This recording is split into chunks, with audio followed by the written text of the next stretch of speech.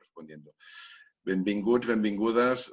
Farem la sessió en castellà perquè tenim una connexió des de Buenos Aires, en Jonathan Zach, i així no haurem de fer una traducció dels uns cap als altres i anem avançant així. A mi m'han demanat, soc en Narcís Puig, estic treballant a temporada alta, m'han demanat que moderi aquesta sessió. És la meva primera vegada com a moderador i amb aquest sistema de Zoom veurem què passa. No m'ho tingueu gaire en compte, però bueno, la idea és presentar dues famílies, de fet, dos teatres que de fet són dues famílies de gent que treballa junta, una a Buenos Aires i l'altra a Barcelona, que tenen una història bastant paral·lela. Per preparar una mica això vaig estar mirant allò quan havien començat, com havien començat. Tant la família de Timbre 4 va començar com un grup d'amics que es reunien per fer teatre. En el cas de la Sala Flyhard era així, en aquell moment dirigits per en Jordi Casanovas. Jo recordo l'època d'Àrea Tangent, que és les primeres vegades que vaig veure funcions de la Flyhard. Després passen de ser de grup d'amics a assajar una companyia, comencen a treballar, obren un teatre, en el cas de Barcelona, la Sala Flyhard, en el cas del grup d'amics de Buenos Aires, Timbre 4, que de fet era la casa d'en Claudio Tolcachir, que es va convertir, que van decidir que començaven a fer teatre allà i després es va convertir en un teatre. I després ja no només treballen en produccions de la seva companyia, sinó que van incorporant altres directors, altres artistes, altra gent com convidada en el teatre, van fent programacions més variades i també en tots dos casos després agafen una feina més de productora on ja no només treballen amb les seves pròpies produccions, sinó que produeixen feina d'altra gent. Això seria una mica la història paral·lela dels dos teatres. Me paso al castellano para dar la palabra a Jonathan Zach para que explique un poquito con más detalle, vamos a empezar así explicando un poco la historia de Timbre 4 y la historia de la Sala Flyhard, que se reúnen aquí porque tenían que tener una producción conjunta en el GREC. De hecho, la tienen, pero la tienen en el apartado de GREC a GREC, lo que quiere decir que se va a estrenar dentro de unos meses, con un artista de Buenos Aires, Lautaro Perotti, y un artista catalán, Josep María Miró.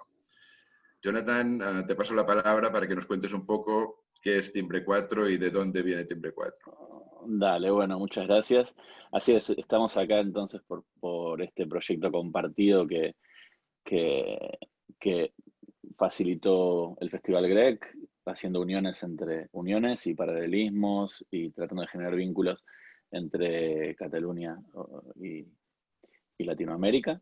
Entonces nos tocó, por suerte, porque lo estamos haciendo con mucho gusto y muy bien, trabajar con la Sala Flyhard en el desarrollo de una obra a la cual aportamos, además de acompañamiento en producción, la dirección de Lautaro Perotti, que es director dramaturgo y además es parte de este grupo.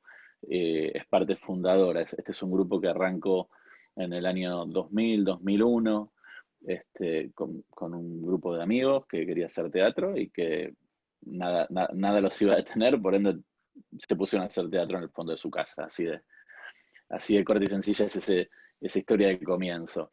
En la casa de Claudio, allá por el 2001, aquí tuvimos en Buenos Aires un crash muy grande, social y económico, uno de algunos tantos, pero ese particularmente fue fuerte, y en ese momento de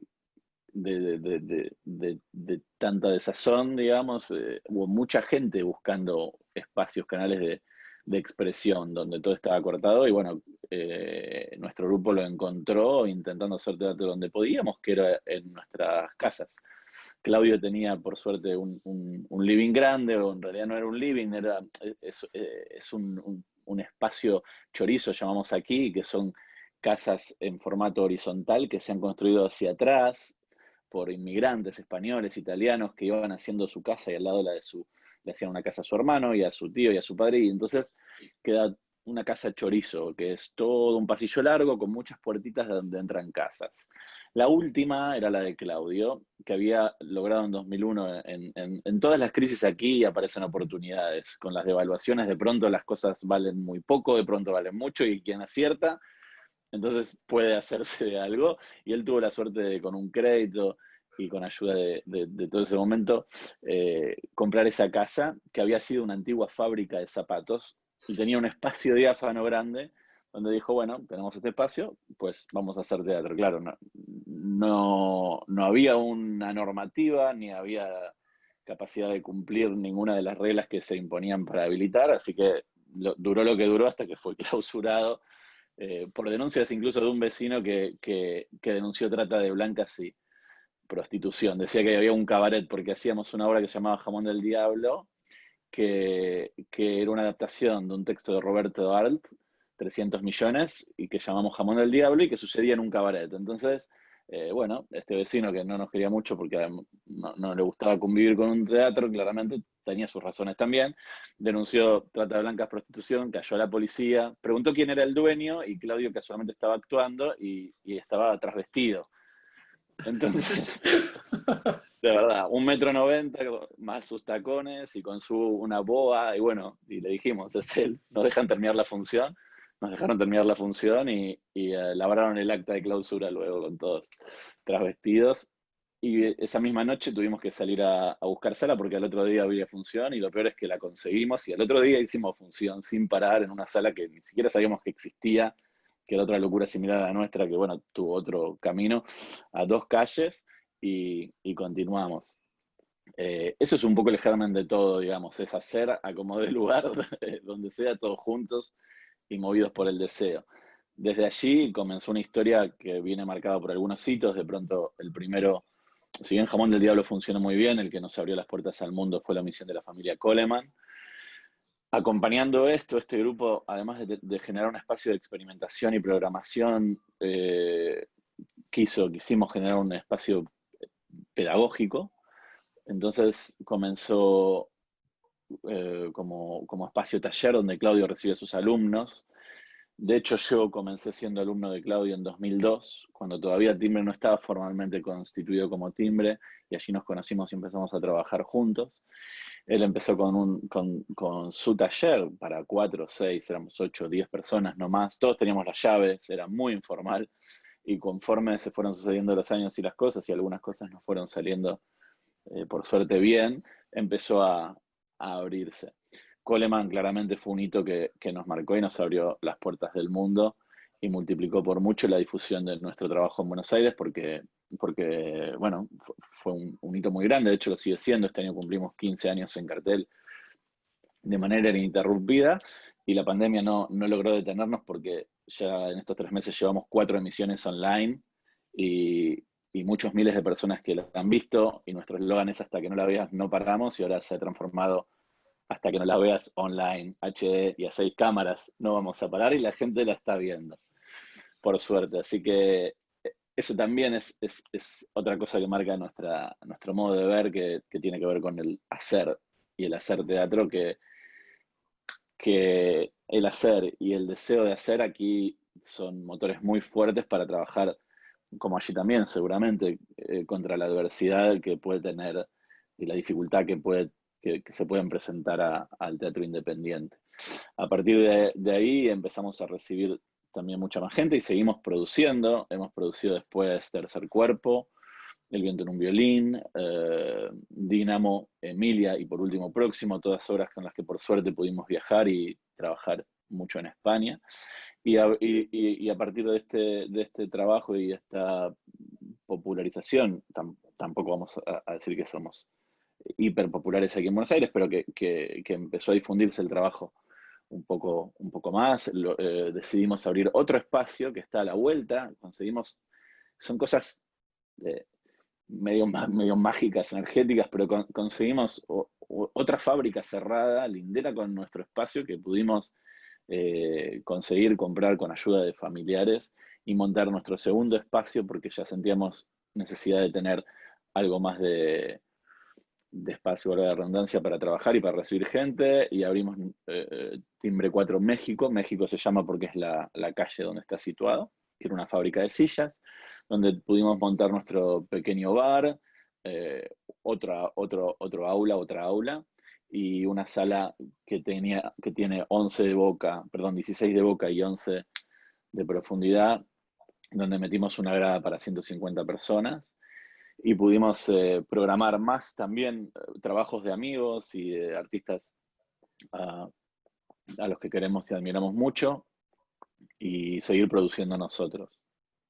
También nos enfocamos en todo ese camino en internacionalizar, no por el mero hecho de internacionalizar, sino por dos razones, sino por devolver un poco a la comunidad internacional que tanto nos dio y devolver a la ciudad algo que creemos que es muy rico, que tiene que ver con este intercambio internacional, dentro de lo cual Cataluña particularmente se volvió algo muy fuerte porque empezamos a hacer una edición del Festival Temporada Alta en Buenos Aires, entre otras cosas.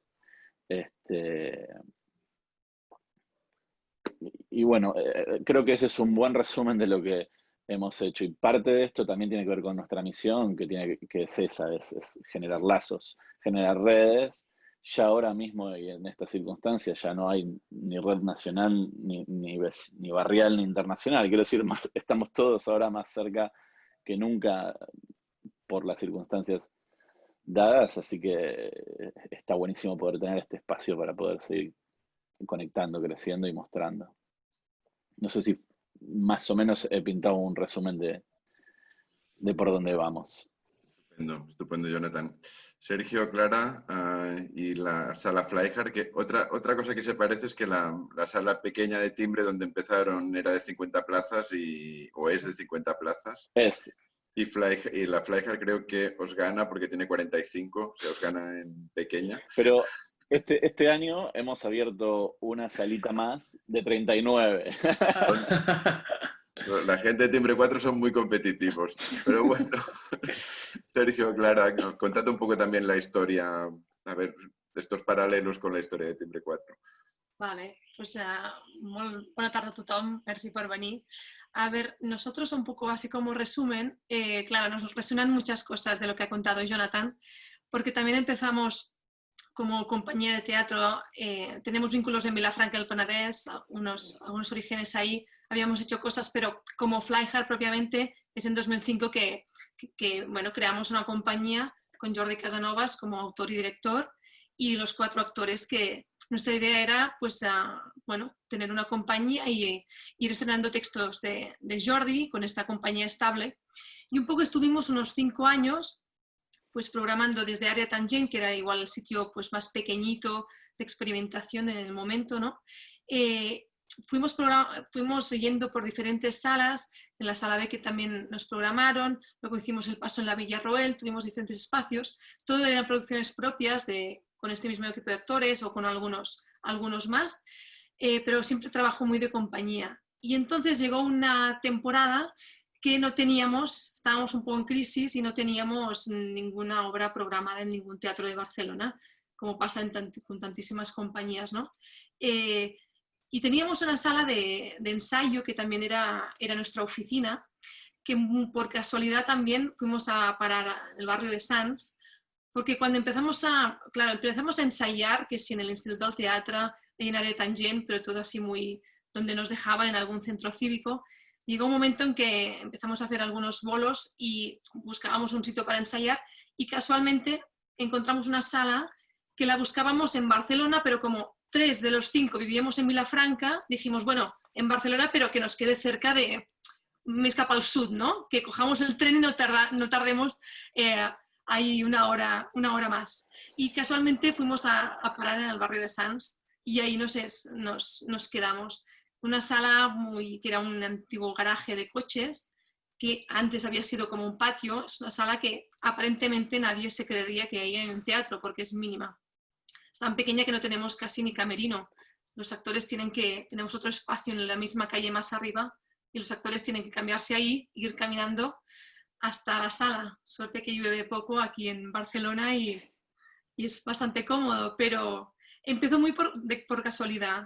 Sí que es un barrio muy activo culturalmente, también ¿no? Hay muchas asociaciones a nivel social y cultural, es muy, muy vivo y fuimos a parar ahí. Y también teníamos muchos referentes, bebíamos mucho también del teatro argentino, lo que nos había llegado, tampoco éramos grandes conocedores ni habíamos podido viajar, pero sí que oímos eso de hacer teatro en cualquier sitio, ¿no? En alguna casa, y dijimos, bueno, pues hagamos teatro en nuestra casa, en nuestra sala de ensayo. Y también un poco así de estrangis, abrimos la sala y dijimos, bueno, hasta que la gente venga, vamos haciendo a ver qué tal. Era casi como un experimento sociológico, ¿no? Incluso pusimos un precio de entrada también un poco particular, que era o 5 o 10 euros, y la gente elegía lo que podía pagar. Y fuimos probando con una obra que es una Mambulleras de pasta, que nos dio grandes alegrías, además era como un thriller, entonces la gente entraba y se creó ahí mucha magia, ¿no? Y sorprendentemente la gente fue viniendo. Montamos ahí la sala, además lo montamos todos los 5 nosotros, pintamos, buscamos las butacas y la gente fue viniendo. Y fue viniendo tanto que llegó un punto que también nos salieron bolos de esa obra y dijimos, bueno, no podemos estar haciendo bolos y estando en la Flyhard. Y dijimos, pues lo queremos abrir a otros dramaturgos y dramaturgas, a otros equipos, y poco a poco fuimos contando con otras producciones, inicialmente de forma muy precaria a nivel económico, ¿no? La gente pues realmente aportaba su tiempo y bueno, y estaban ahí casi, perdón, que tengo aquí un invitado. Pero poco a poco fuimos como profesionalizando toda la actividad y también pasábamos por el momento de normativo, ¿no? De tener que tener las cosas, porque también empezamos así muy alegremente, sin permisos, y llegó un punto en que tuvimos que hacer unas obras y una remodelación del espacio y ahí seguimos un poco. Cosas concretas nuestras, nosotros siempre hemos hecho teatro catalán contemporáneo, todos son textos inéditos, casi la mayoría de ellos escritos y dirigidos por la misma persona. De hecho, cuando empezamos nosotros no hubo como un movimiento de dramaturgos, ¿no? De una misma generación, que igual antes también había habido gente, pero en ese momento fue muy claro, ¿no? Autores que querían dirigir sus obras o que no encontraban quien quisiera dirigir sus obras y decían, bueno, pues lo hago yo. Y trabajamos mucho con esta figura, ¿no? del dramaturgo director. Y un poquito nuestra programación es esta, textos inéditos de dramaturgos un poco del ahora y del aquí, que de alguna manera nos muestren la realidad que estamos viviendo, que interpelen muy directamente a los espectadores de aquí y de ahora. La sala también nos marca mucho, el espacio de la sala, que fue muy por casualidad, pero nos ha definido mucho también. Es una sala muy pequeña, con gradas a los dos lados, y crea una situación, una inmersión total, ¿no? Del espectador dentro de la historia, y es algo con lo que nos gusta jugar mucho. También es cierto que en ser una sala pequeña nos permite el poder arriesgarnos, ¿no? De alguna manera los creadores hacen ahí la obra que quieren, exactamente como la quieren, porque no tenemos la obligación de que vengan 200 personas para justificar, ¿no?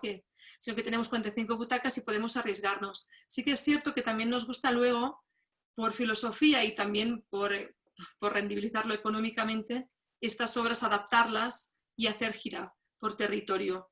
Porque también nos gusta mucho ser presentes en todo el territorio, ¿no? En Cataluña hay un circuito muy importante de salas que muchas veces, ¿no? Y ahora mismo también pasa, ¿no? Que si no estás en Barcelona es como que no existes, ¿no?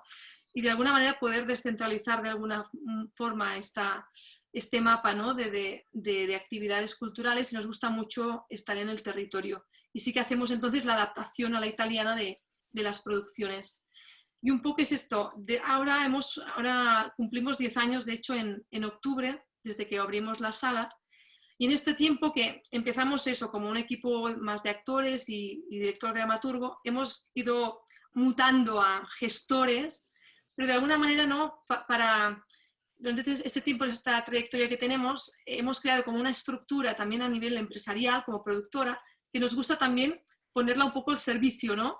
De creadores que no tienen esta estructura, que a veces es lo más difícil, ¿no? Lo más pesado, pero que tienen mucho que decir, y nosotros tenemos esta pequeña estructura donde ellos pueden tener voz, y nos gusta mucho acompañar todo el proceso. Son producciones siempre propias, para tener esta línea nos gusta mucho participar en todos los aspectos, ¿no? Desde la escenografía hasta bueno, todo desde la producción, ¿no?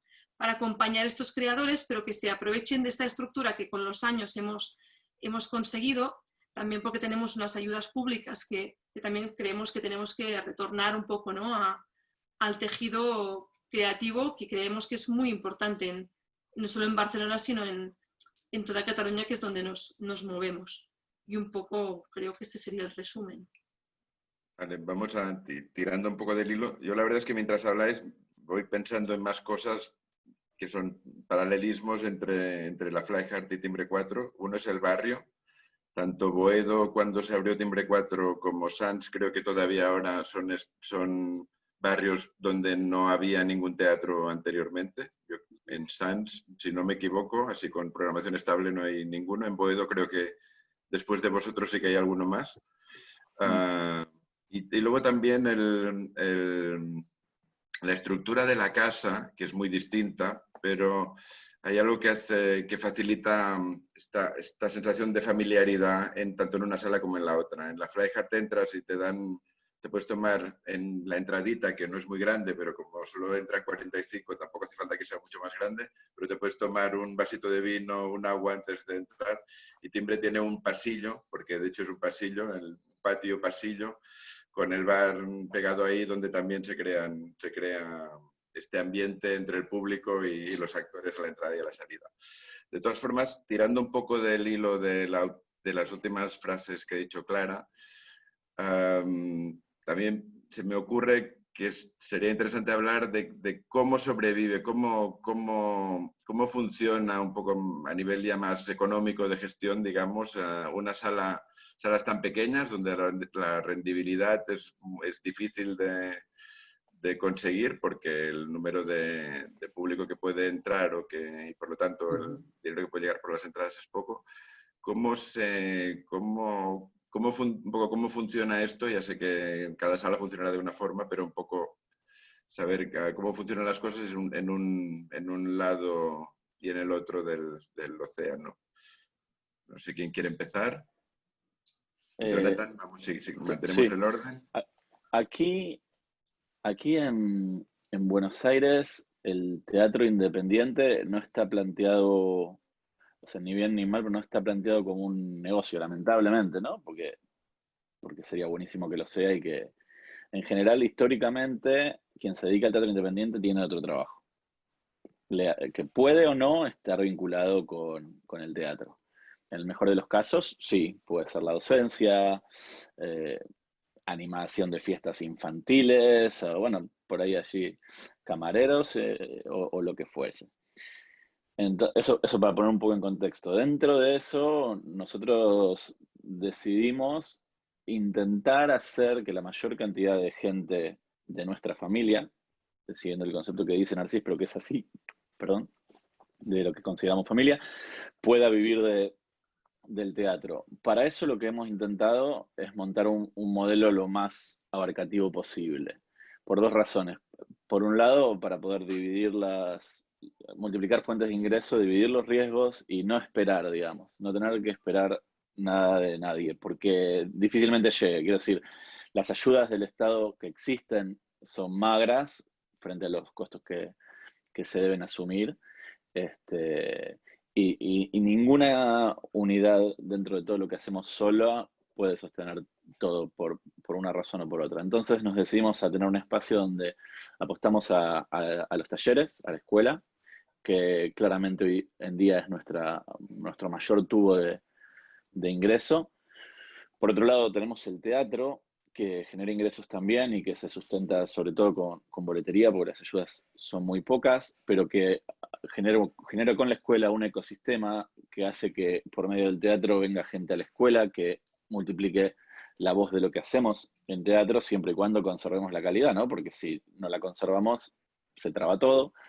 Luego generamos nuestro propio espacio de internacionalización, festivales, teniendo nuestro propio Festival Contemporáneo Alta y algunos ciclos que podemos generar que también dan espacio en prensa, que finalmente es dinero en comunicación que trae público, tanto para eso como para otras cosas.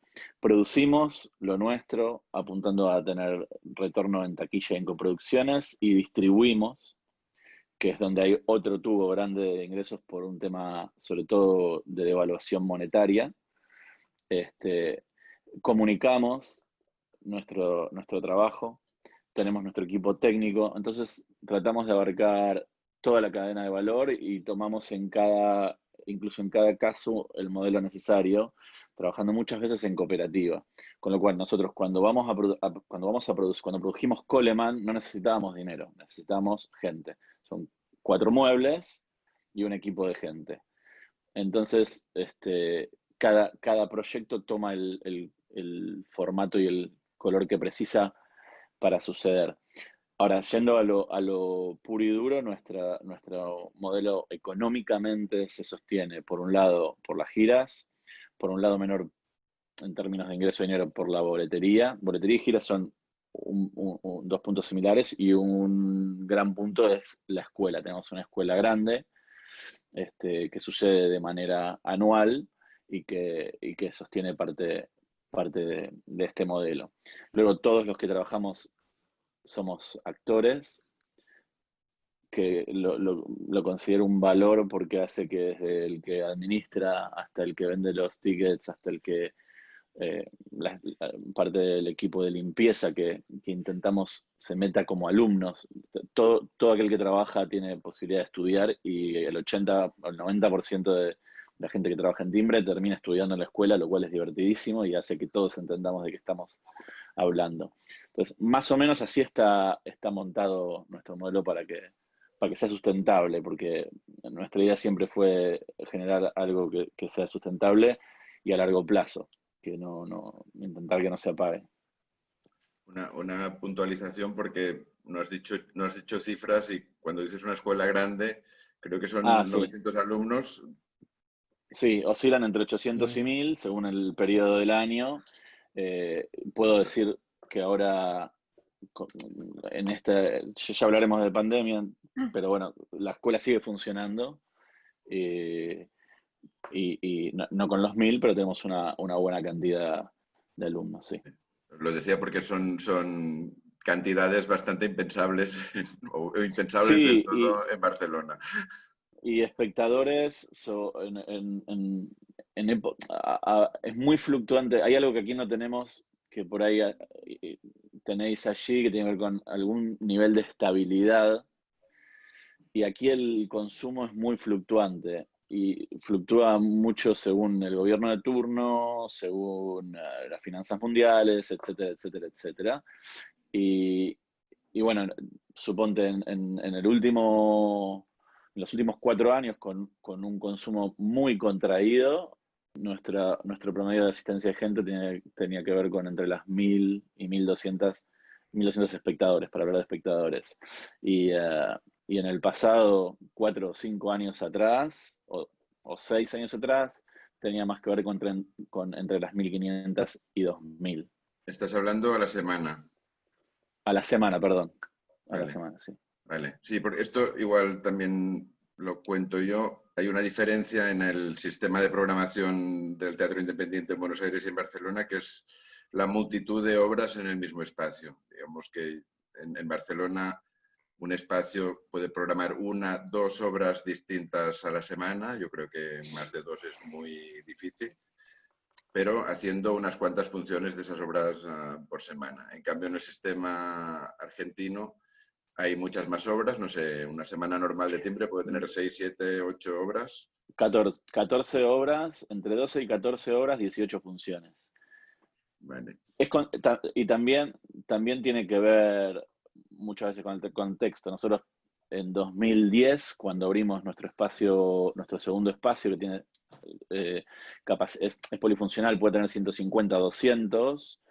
En ese momento habíamos programado 8 funciones semanales de Coleman y vendíamos 1600 entradas de Coleman por semana. Conforme el consumo se retrajo, eso fue mutando, y hoy en día es, como dice Narcís, es modelo de Edimburgo, por ponerle una etiqueta, digamos. Pasemos al modelo Barcelona. ¿Cómo se gestiona una sala pequeña en Barcelona? Bueno, la verdad es que, hola a todo el mundo. ¿Cómo se gestiona la Flyhard en Barcelona? La verdad es que por lo que decía Jonathan, es muy similar.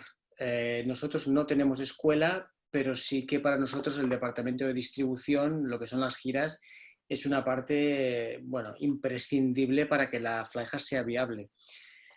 Empezamos también un poco como vosotros, Jonathan. Yo recuerdo cuando abrimos la sala que los 5 teníamos otros trabajos. Nosotros dedicábamos nuestro esfuerzo humano a estar allí en la sala, hacíamos de actores, hacíamos de taquilleros, recogíamos, bueno, hacíamos todos los papeles y funciones de una productora.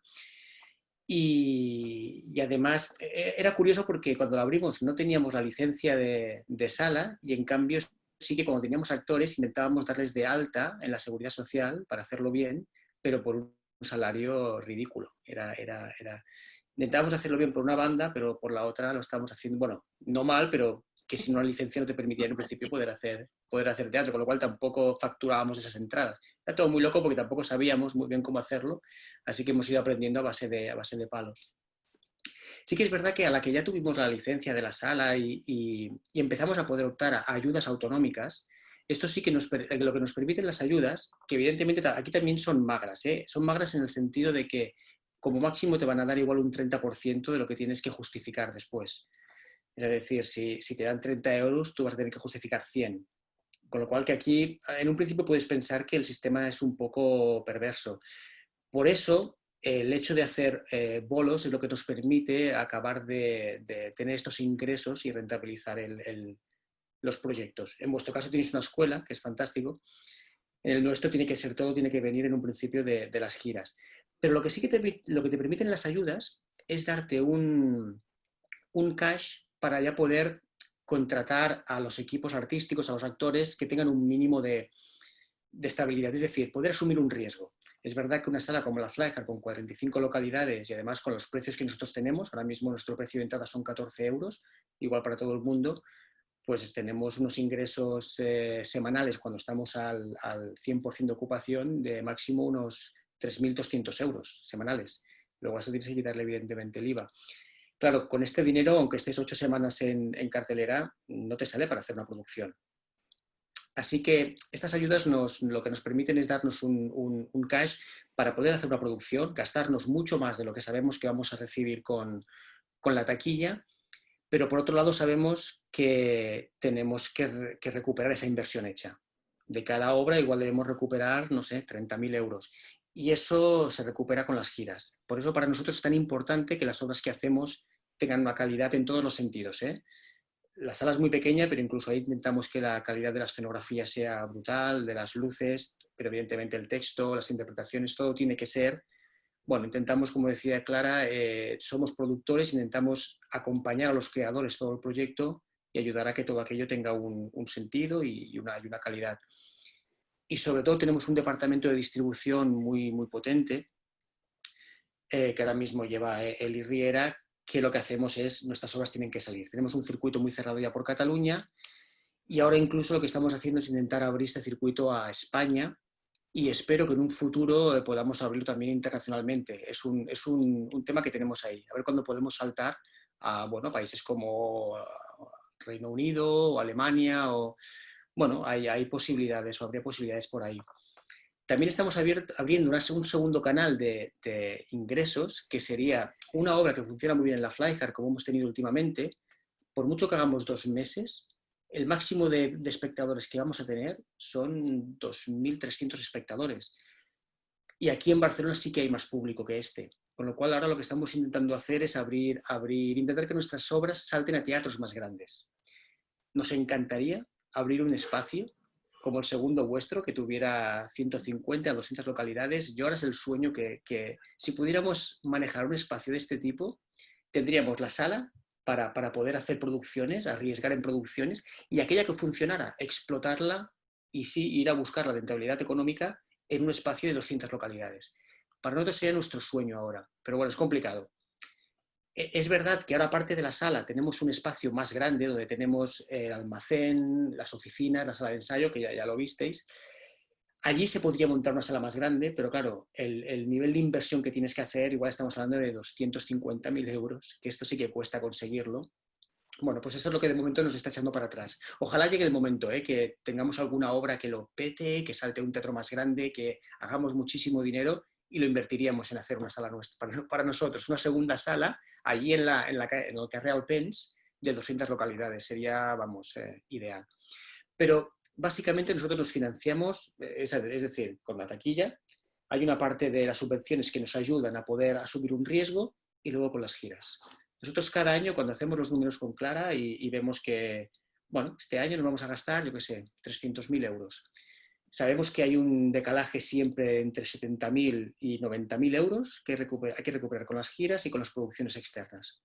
Cuando digo producciones externas me refiero a que nuestra obra salte a otros teatros. Y aquí pues también hay un trabajo pues, de relación con directores artísticos de otras salas más grandes y que confíen en que tu producto puede funcionar. También es verdad que, igual que en la sala Flyhard, no gastamos mucho en publicidad porque al ser 45 espectadores, es verdad que casi siempre está llena. A ver, hacemos nuestro tema de barrio y lo publicitamos, pero es verdad que normalmente tenemos un 90% de ocupación en la sala. Claro, cuando saltas a una sala más grande, allí ya entra el tema de publicidad y que para nosotros es un pequeño desconocido y ahí es lo que a veces, hay un riesgo ahí que asumimos que todavía estamos intentando controlarlo. Discúlpame, Sergio. Sí. Casi han pasado 3/4 de hora. Sí. A ver, al público os digo que si tenéis alguna pregunta la lancéis por chat y os daremos cámara. De momento os voy a lanzar una última pregunta en principio, depende de si hay preguntas, seguimos nosotros o vamos incorporando al público. Y es una continuación de esta. O sea, me estáis hablando cómo se gestiona una sala. Estamos hablando de un público que viene. Estamos en un momento en que estamos haciendo este coloquio por internet. Seguramente hubiese sido más bonito hacerlo en la misma sala. O sea que estamos en tiempos de pandemia y esto ha afectado muchísimo al mundo del teatro, es evidente. Y supongo que a nivel de supervivencia muchísimo más a los espacios más pequeños que tienen menos recursos. ¿Cómo os habéis organizado unos y otros para superar o para intentar superar esta crisis? Mira, aquí una cosa que yo pienso es que quienes son más pequeños y en Buenos Aires nosotros estamos en un intermedio porque tenemos una estructura mediana y hay mucha gente viviendo de timbre.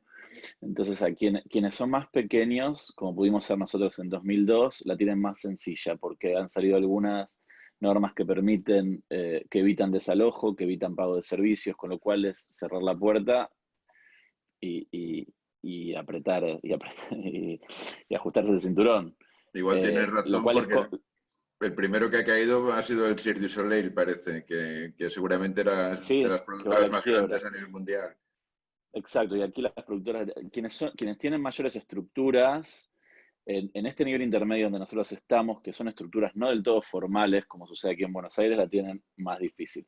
Las estructuras más grandes tienen muy complejo todo, pero tienen acompañamiento estatal, porque tienen todo formalizado, entonces es más fácil la llegada de las ayudas, mientras las haya, igual es desastrosa la situación, y los más chiquitos tienen ese cierre.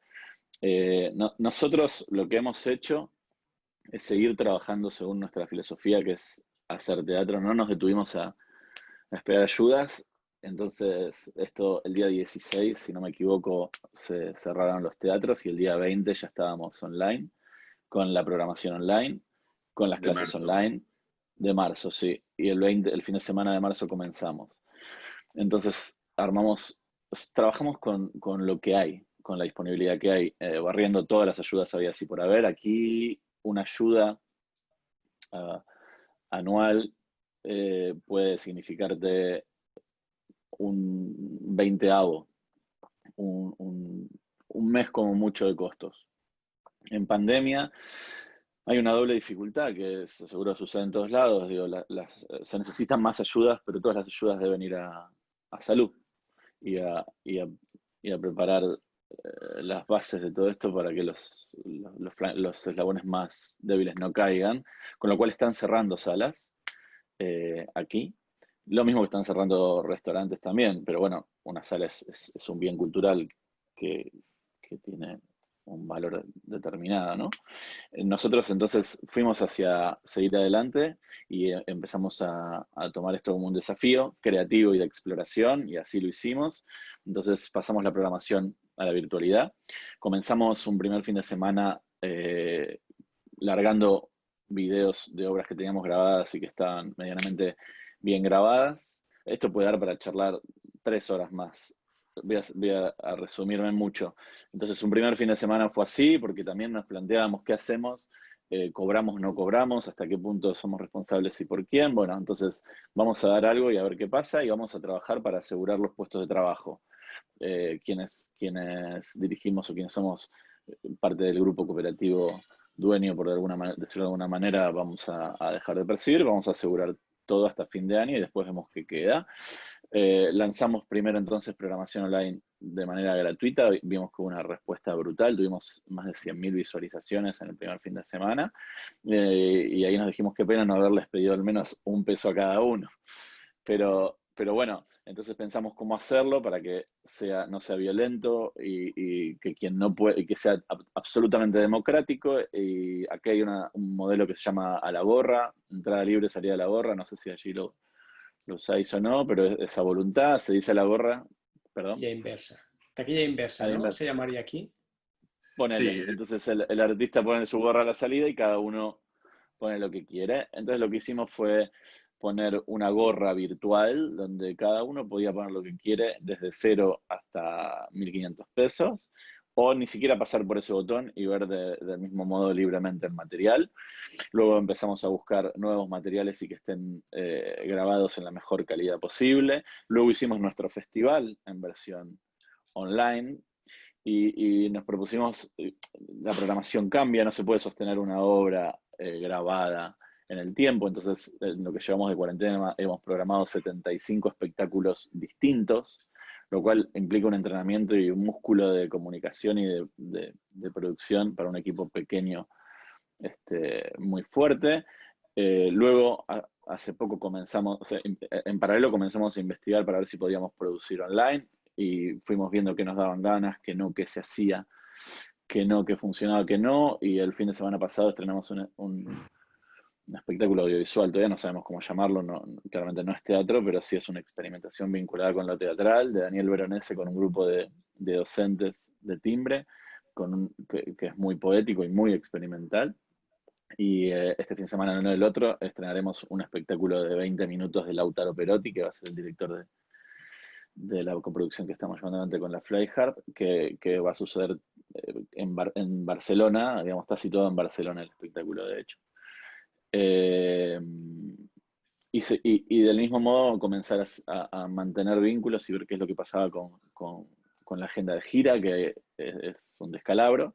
Entonces ver qué de eso se reprograma, qué de eso se puede sostener. Por ejemplo, lo que vamos a hacer en el GREC, que tiene que ver con una participación online, tanto en esta coproducción como en espectáculo que estamos presentando. Entonces, exprimirse el cerebro, intentar mantener. Nosotros pensamos con nuestro grupo en una metáfora, todo lo tomamos como un juego. Entonces, este juego armamos un arca y dijimos, bueno, todos tienen que ir arriba del arca, vamos a sostener el arca a flote. Entonces estamos en esa tarea, cuál es el líquido, ¿no? la línea de flotación, y trabajando durísimo para que el arca esté a flote con todos adentro. Al principio parecía una tarea imposible, por suerte se está dando. Vamos a ver hasta cuándo hay que seguir en el agua. Pensamos que bastante tiempo por cómo se vienen dando las cosas, así que nos queda un rato para seguir siendo creativos, que básicamente es la clave de todo. ¿Y la Flyhard? Creo que suscribimos 100% las palabras de Jonathan. Nosotros seguramente también hemos puesto obras en online, no en tanta cantidad seguramente, pero todas estas reflexiones, todo esto estamos en el mismo, de a ver hasta cuándo aguantamos. A mí lo que sí me preocupa es, no tanto, sí que evidentemente me preocupa a nosotros como estructura, pero de alguna manera somos una pequeña estructura que, lo que decíamos antes también, ¿no? De que lo que decíais de que las grandes igual están ahora padeciendo un poco más toda esta situación, ¿no? Nosotros veníamos de un año muy bueno también de bolos, no teníamos ningún crédito, vamos siempre viviendo al día y cuidándolo todo y haciendo lo que podemos, nunca intentamos ir más allá, ¿no? Somos como muy cautelosos y esto nos ha permitido pues afrontar este momento con cierta calma de decir, bueno, vamos aguantando. Pero realmente, claro, nosotros trabajamos, aparte de la estructura, con muchos profesionales autónomos, gente que bueno, vive de diferentes proyectos y esto ahora mismo es un problema ya que llevamos arrastrando de hace muchísimo tiempo, ¿no? Un sistema muy precario a nivel laboral, una anomalía también a nivel de contractual, de cómo a nivel laboral, cómo se determinan estas profesiones. Y ahora nos preocupa mucho esto, ¿no? Porque se han quedado desamparados todos unos profesionales que nosotros tenemos la suerte de tener esta pequeña estructura que ya veremos hasta cuándo aguantamos, ¿no? Y sí que podemos esto, ¿no? Investigar otras actividades paralelas, ¿no? Más online, cosas audiovisuales, pero con quienes trabajamos, con los creadores, escenógrafos, actores, técnicos, realmente se han quedado ahora sin ninguna estructura que los sustente. Y creo que es muy preocupante y es algo que tendríamos que ya son unos deberes que llevábamos arrastrando y no solucionando y ahora un poco se ha visto bueno, la dimensión del problema, ¿no? Y aquí es donde tenemos que apretar un poco todos y cada uno en la medida que podamos, pues ayudar para que esto flote, porque al final contenido cultural la gente lo necesita y lo necesitamos y es básico para la salud mental y emocional de todos nosotros, ¿no? Entonces estos meses, sin podernos nutrir de cultura, hubiéramos enloquecido aún más, ¿no? Y tenemos que encontrar esta manera de solucionar esta precarización, ¿no? Sí que aquí es cierto que creo que somos, a nivel estructural, sí que hay más ayudas a lo mejor que en otros países, pero hay una problemática a nivel, pero ya sistémica, de los profesionales del sector que no evoluciona y no se soluciona. Y ahora como el foco está en otro sitio, que evidentemente es donde está, el problema es mucho más grande. Pero bueno, hay mucha gente que vive de esto y tenemos que asegurar un poco el modus vivendi, ¿no? de estos profesionales que nos nutren. Déjame preguntarle a Jonathan, cogiendo lo que dices, Clara, no sé cuánto invertirá el gobierno argentino en la cultura. Claro, porque aquí, cogiendo lo que está diciendo Clara, aquí el problema que tenemos es que nuestro gobierno no dedica mucho dinero del presupuesto estatal a la cultura, por no decir nada. A diferencia de lo que pasa en Francia, en Alemania, el Reino Unido es un caso aparte, pero claro, también tengo la sensación de que la gente no valora la cultura que tenemos. Es decir, igual la han empezado a valorar ahora con el confinamiento, de que sin las películas, sin ver conciertos, sin ver obras de teatro, ¿qué hago yo en casa solo? Pero tengo la sensación de que aquí todavía cuesta que mucha de la ciudadanía, en general hablo, valore el valor de la cultura, por ser redundante. No, aquí hay muy pocas ayudas. Hay una gran ayuda que es una exención impositiva, que las obras de autores argentinos o adaptadas por autores argentinos no pagan IVA directamente. Esa es una buena ayuda.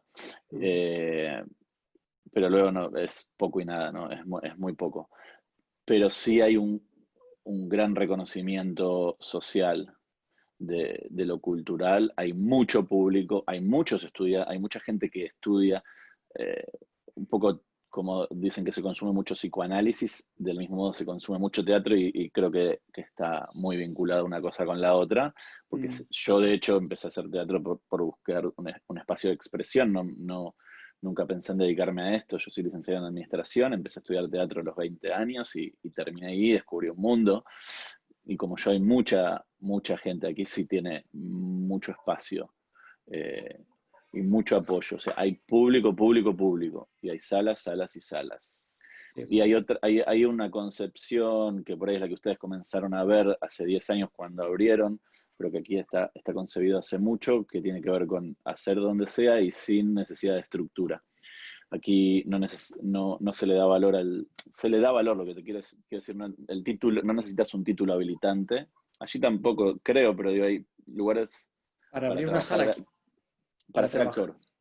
No, aquí no pasa. Me parece que en el Reino Unido sí que necesitas haber estudiado o formar parte de la guild, pero aquí no. Aquí no.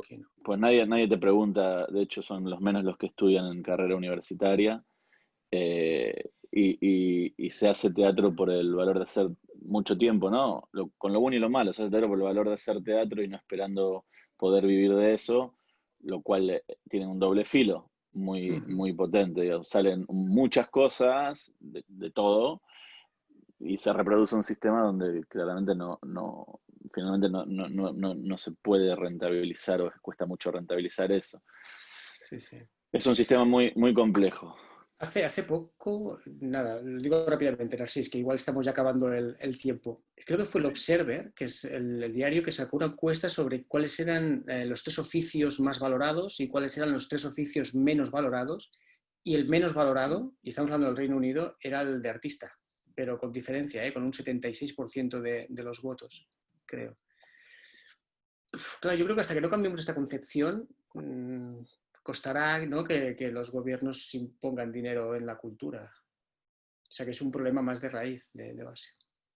Nada, así para acabar con algo muy optimista, ¿eh? No, espera, no es para acabar porque tenemos una pregunta de Isabela, vale. pero que no quiere dar la cara y nos la pasa por chat.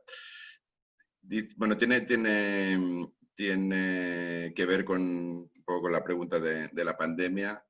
La voy a leer directamente. ¿Cómo vais a gestionar, siendo salas de proximidad, el hecho de que ahora mismo la proximidad y lo cercano está en gran parte impedido por las circunstancias?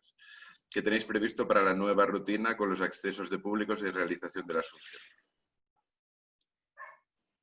Idea, ¿no? Muy rápidamente, nosotros que lo único que es decir, hemos invertido estos días mucho en seguridad. Cuando digo en seguridad me refiero en todo el tema de filtros del aire acondicionado, filtros anti-COVID, no sé cómo lo llaman, en todo el tema de mascarillas, en todo el tema de geles. Y lo que nosotros seguramente sí que vamos a hacer es reducir el aforo. Aunque nos dejen abrir al 100%, una sala como la Flyhard tan pequeña, no vamos a dejar que la gente esté tocándose. Lo vamos a reducir a la mitad del aforo, seguro, casi con toda seguridad. Todavía está por decidir, pero es más que probable. Y vamos a tener inevitablemente que subir el precio de la entrada. Ahora mismo es intentar que todo sea muy seguro, pero lo único que, vemos que la única salida va por aquí. La opción de poder grabar las funciones y de transmitirlas en streaming también la tenemos sobre la mesa, pero claro, esto también implica un gasto de cámaras, de edición, de ver. Está ahí, pero lo tenemos que seguir estudiando, a ver si esto sería también una opción rentable. O sea, nosotros estamos en otro momento, nosotros ahora estamos en confinamiento estricto. Se presentaron algunos protocolos para comenzar a hablar de poder habitar los espacios, porque todavía no podemos ir a los espacios, para poder pensar en ensayar o en hacer alguna cuestión vía streaming, pero no tenemos ni idea todavía hacia dónde iremos. Son ustedes nuestro diario del lunes, así que lo seguimos de cerca a ustedes y a todo el europeo. Para nosotros es un poco complicado porque nuestro gran valor, ¿no?, lo que nos hace ya un poco únicos, ¿no?, todas las salas de proximidad, es justamente lo que ahora nos está penalizando, ¿no? Porque una sala más grande con el espacio más separado, ¿no?, espacio escénico y público, pues lo tiene más fácil, ¿no? Nosotros ahora, claro, estamos, es muy loco, porque nuestro valor, nuestra marca, ¿no?, de tener los actores, el valor que tienes de estar ahí viendo cómo suda, que lo tienes a 2 palmos, ahora es un problema, incluso para los actores en relación al espectador. Y claro, hay un punto que me imagino la sala Flyhard con la gente separada, con máscaras, porque además tú ves la otra mitad de público, estás viendo la escena pero ves el público como... Y me parece muy raro la imagen, ¿no?, que nos acostumbraremos como estamos acostumbrándonos a todo, pero ostras, me parece una situación muy loca. Pero bueno, estamos estudiándolo porque es realmente complicado. Sí, hemos barajado muchas opciones. Incluso una opción que se barajó, que descartamos, era poner mamparas alrededor del espacio escénico. Lo que pasa es que eso implicaba unos problemas técnicos a nivel de luces tremendos. Entonces, bueno, hemos ido estudiando muchas posibilidades, descartando y cogiendo otras. Incluso... Y seguiréis estudiando seguramente porque... Sí, sí. porque... Sí, incluso queríamos quitar el techo y dejarlo todo al aire libre. Así dejan poner más gente. Bueno, parece que no hay más preguntas. Ahora llevamos una hora de charla. Yo quería hacer una ultimísima pregunta, porque hemos hablado como de cuestiones más técnicas o de gestión. Ya sé que la charla iba de eso, pero como teatrero, digamos, yo creo que estaría bien también tener una pincelada, aunque habéis ido contando cosas durante la charla, un poco ¿cómo definiríais artísticamente a vuestras salas? ¿Qué define, en pocas frases, digamos, pero qué tipo de teatro, qué significan artísticamente Timbre 4 en Buenos Aires y la Sala Flyhard en Barcelona? Bueno, el nuestro es un espacio de experimentación, de teatro que nosotros llamamos independiente, de autor, contemporáneo, pero sería una etiqueta porque es muy abierto nuestro filtro, aunque pasa por esto que estoy diciendo. Voy pensando mientras lo mencionamos. Creo que como símbolo para la ciudad es un espacio de encuentro y de vínculo entre público, artistas y textos, y por ahí va. Nosotros un poco, creo que aunque hemos evolucionado y estamos siempre también un poco negociando con nuestros propios límites, ¿no? Experimentando, pero hay algo que creo que tenemos desde el primer día, que era la necesidad y la voluntad primero de romper la distancia con el público en todos los sentidos.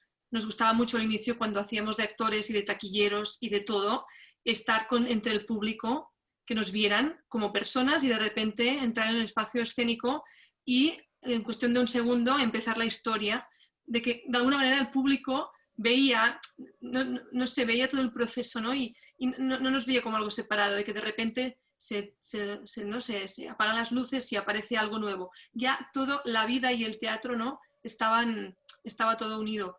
Y un poco dar valor a las historias. Nosotros, aunque evidentemente ponemos mucho valor a nivel interpretativo y a nivel de escenografía y de montaje de producción, pero nuestra máxima prioridad desde el inicio era dar valor a la historia, que la gente entrara en la historia, no viera grandes actores en el concepto de ver a alguien que se estaba luciendo, para decirlo de alguna manera, sino que se metieran dentro de la historia de una forma visceral y salieran transformados. Y creemos que es un poco la voluntad que tenemos aún ahora. Sí que intentamos desde hace ya unos años también trabajar mucho para dar voces tanto a dramaturgos como a dramaturgas, un poco para poner en equilibrio, ¿no? Esta situación, ¿no? Entre las voces femeninas y las masculinas, aquí apretando un poquito para la paridad, y en esto estamos un poco dando valor a los textos, a las historias y a esta cosa de no separar, de que la gente nos vea como no sé, mucho más próximos a ellos, ¿no? Tomando... Yo creo que os dejáis los dos la promoción del teatro catalán en un caso, de los autores catalanes en un caso y de los autores argentinos en el otro, con aberturas a distintos sitios, pero creo que tanto una sala en un sitio como la otra en el otro están básicamente centradas en la autoría contemporánea de autores del país. Y como no lo habéis dicho ninguno de los dos, pues añado yo. Sí, nosotros tenemos un ojo puesto ahí claramente, pero somos muy amplios, y creo que también la experimentación y búsqueda tiene que ver, por ejemplo, con las decisiones de tiempos de programación. Y entonces intentamos siempre desde la programación acompañar las obras con la creencia de que necesitan, tanto artística como en términos de difusión, tiempo. Entonces, por ejemplo, nosotros revisamos programación cada 3 meses, pero en general las obras suelen estar de 6 meses a 1 año, que tiene que ver con un criterio artístico vinculado con la pregunta que hacías, muy importante para nosotros. Déjame puntualizar también para los oyentes que no conozcan el sistema argentino un poco, que está relacionado con el número de obras o de funciones que hay a la semana, que cuando hablamos de 6 meses, 9 meses, 1 año en Buenos Aires, es a 1, 2, máximo 3 funciones por semana. Lo digo porque el sistema catalán es absolutamente distinto y normalmente una obra hace 5, 6, 7 funciones por semana. Está muy bien, claro, es otra historia. Sí, sí. Sí, además nosotros es imposible en Sala Flaihard, es tan pequeña, no podemos hacer doble función, porque siempre intentamos que las escenografías sean bastante realistas y en ese sentido sería inviable desmontar una escenografía para poder hacer una segunda función a segunda hora. Sí que intentamos por eso alargar al máximo las funciones durante mínimo de 8 semanas, 2 meses. Claro. Pues estupendo. No sé si queréis añadir algo más. Yo quería decir una cosita, que somos un poco gafes, porque justo el año que hacíamos cumplimos 10 años y y nosotros somos muy fans del teatro argentino. De hecho, cuando empezamos la actividad, claro, aquí llegó 4D Optic, llegó Daute, llegó Claudio. Bueno, para todo el teatro catalán de nuestra generación, creo que eso fue y seguro que no vimos la punta del iceberg de lo que era el teatro argentino, lo tengo muy claro. Pero solo eso ya nos flipó mucho y marcó mucho nuestra forma de entender el teatro y de intentar hacerlo a semejanza, ¿no? Y llevábamos muchos años intentando decir, ostras, sería tan guay, ¿no? Hacer una coproducción con Argentina, era como, oh, por Dios, que sería genial. Y este año que habíamos conseguido, ¿no?, la estructura con el Greg de decir, vamos a hacer, pues llega la COVID, pero no pasa nada porque aquí estamos, la tenemos esta coproducción, pero nada, que quería decir que nos hace mucha ilusión realmente haber conseguido por fin este link con Argentina, que es algo que llevábamos persiguiendo, pero por estructura, ¿no? No podíamos permitirnos y nos hace muchísima ilusión, la verdad. Estamos muy contentos. Se puede celebrar igual el 10º aniversario que el 11º, ¿no? Sí, pero era como cuadraba muy bien. Era como decir, volvemos a los orígenes, timbre 4, hacemos 10 años. Era como todo. Pero sí, algo haremos. Claro que sí. Pues muchas gracias a todos. Yo creo que si no hay más preguntas, hasta aquí hemos llegado por hoy. Bueno, nos encontraremos en la Flaihard viendo una coproducción de Timbre 4 y la Sala Flaihard en los próximos meses. No voy a decir fechas por si acaso. Pero yo creo que se puede decir. Yo creo que... Bueno, yo lo decía por si las pandemias, pero tú mismo... Bueno, claro. Hacete cargo vos de la fecha, entonces. Ya anunciaremos de aquí unas semanas. Vale. Bueno. Pues muchas gracias. Agradecer también, sí. Al público y no sé. Sí, también agradecer al público, simplemente esto, que gracias a los asistentes y sobre todo gracias a vosotros tres, Narcís, por toda esta moderación tan maravillosa, Jonathan y Clara, por tenerte ahí. Pues muchas gracias. Hasta luego a todo el mundo. Hasta luego. Adeu. Chao. Merci.